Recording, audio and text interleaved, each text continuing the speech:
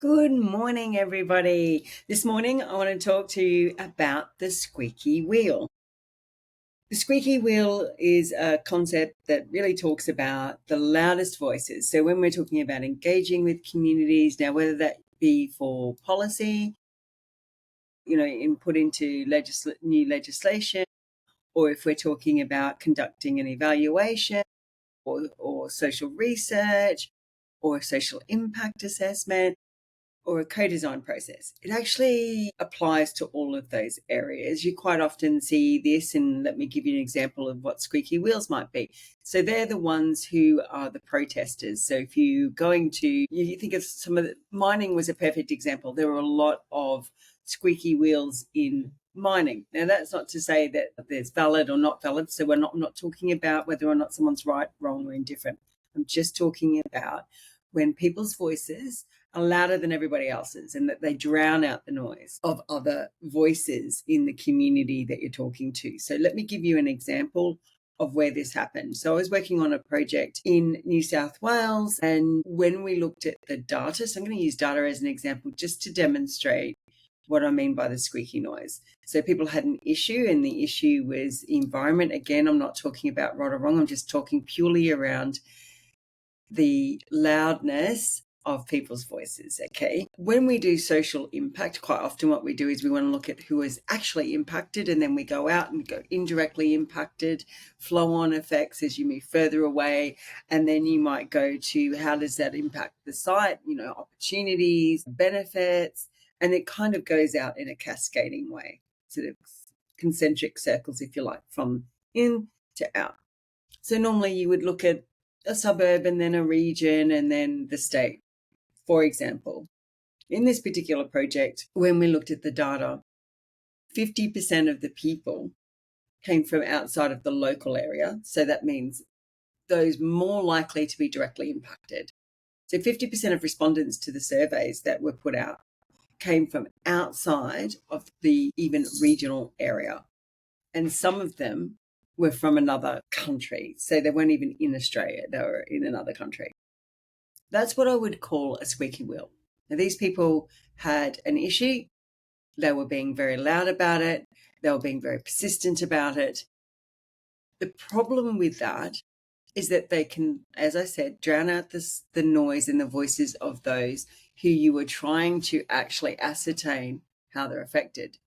And they can hijack your process, your research in social impact assessment. If that's what you're doing, that's part of a planning process. So they can hijack, if you like, the planning process because they're trying to influence a decision. Okay. And it's really important that we understand the importance of not being distracted by a squeaky wheel and how to actually demonstrate that you have heard the voices of the squeaky wheel, because that's important. We don't want to dismiss here.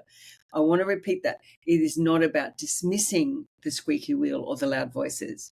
You must acknowledge them, you must hear them, and you must document their concerns. It's absolutely critically important. What is also critically important is that you do not allow them to drown out the voices of everybody else, particularly when we're talking about those that are actually going to be impacted, affected directly or indirectly by your legislation, your policy, your intervention, your project, right? It's critically important that you understand that prioritizing those that are likely to be impacted should be above the squeaky wheel.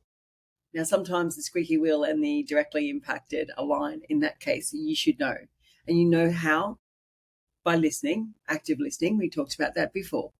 We've also talked about integrity in your data, but by actually letting the data tell you what is right. So I gave a perfect example. If I had looked at the data and 100% or 70% or 80% of those who were making all the noise were also in the local area, then I've got a serious issue in that local community around how they perceive or are likely to experience their impact. So I want to pay attention. And that doesn't, if you're building a a program or an intervention, the same kind of thing. If all of those people that you're talking to are coming from the area you expect them to come from and they are likely to be impacted, then that gives you an idea of the intensity of the problem and the severity of the problem.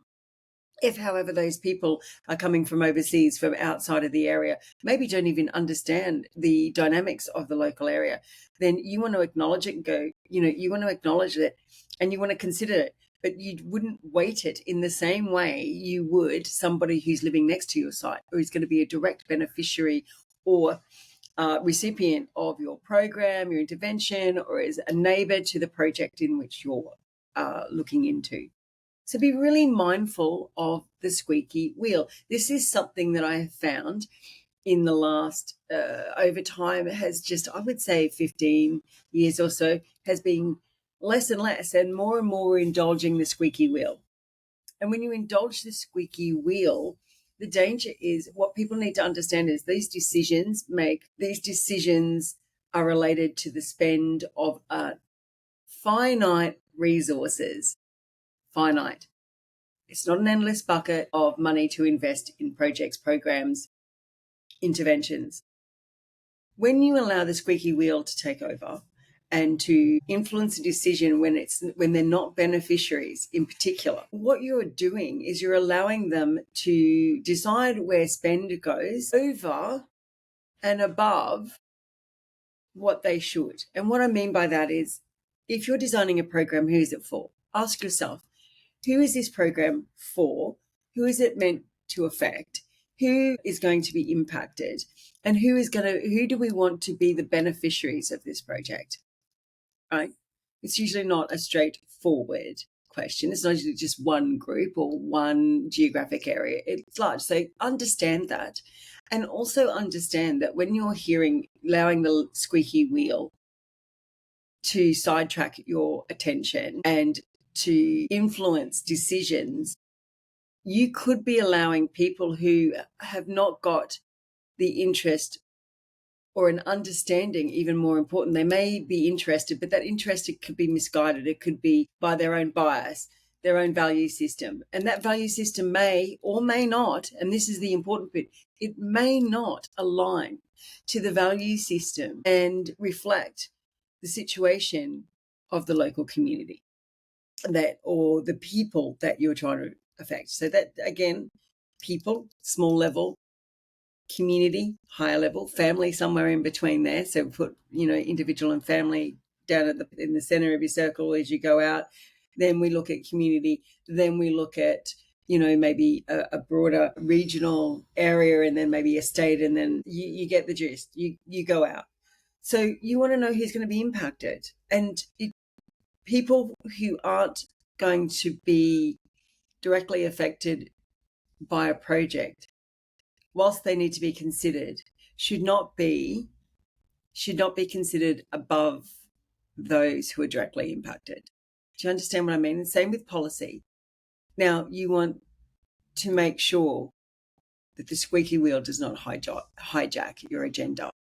And I have found that over time, there's been a real dropping of the ball and allowing squeaky wheels to hijack processes, be they decision-making processes, be they the designing of programs, because people seem to have dropped this simple principle of do not entertain and give attention to the squeaky wheel. Let's give you an analogy. Do you allow a 3-year-old to dictate? No, it's a tantrum. Sometimes if you look at the squeaky wheel a little bit like a tantrum, you don't indulge it. You listen to it. You validate them. I understand. Of course, you've got to validate people. Don't ever dismiss it, but validate and don't let it dictate. Validate, but don't let it dictate. It's really, really important because, as I said, finite resources. It needs to be spent in the area that is going to have the maximum amount of benefit. So make sure that you do not give too much attention to the squeaky wheel. I really hope you enjoyed today's topic. If there's anything you'd like me specifically to talk about, please drop it in the comments. And remember, before you leave, to check out some of the other tips, tricks, and episodes from the All Things Social Impact podcast, remember to hit the like button, share and subscribe. That's how you can help me and this channel to grow. Tune in next time and let's continue to create real social impact together.